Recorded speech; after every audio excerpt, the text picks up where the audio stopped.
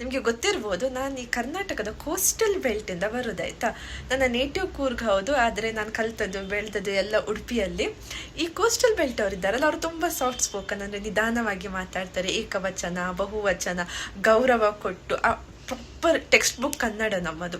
ನಾನು ಬೆಂಗಳೂರಿಗೆ ಬಂದು ಒಂದು 5-6 ವರ್ಷ ಆಯಿತು. ನಾನು ಬಂದ ಶುರುವಲ್ಲಿ ನನಗೆ ಟೆನ್ಷನ್ ಆಯಿತು,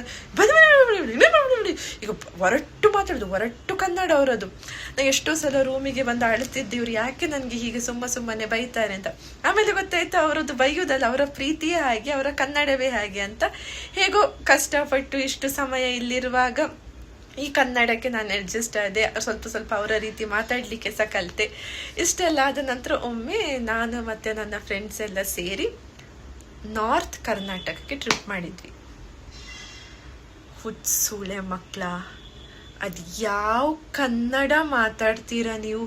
2 ತಿಂಗಳು ಟ್ರಾಮಾ ಶುರು ಆಯ್ತು ನನಗೆ.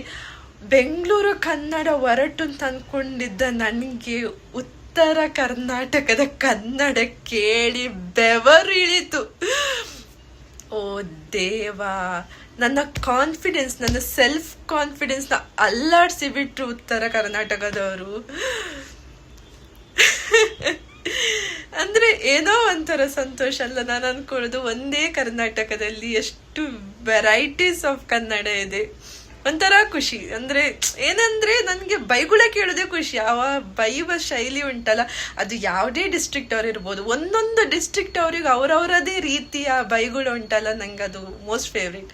ನಿಮ್ಮ ಫೇವ್ರೇಟ್ ವರ್ಡ್ಸ್ ಇದ್ರೆ ನನ್ನ ಹತ್ರ ಶೇರ್ ಮಾಡಿ, ನನಗೆ ಕಲೀಲಿಕ್ಕೆ ತುಂಬ ಆಸಕ್ತಿ ಇದೆ. ಓಕೆ, ಬಾಯ್.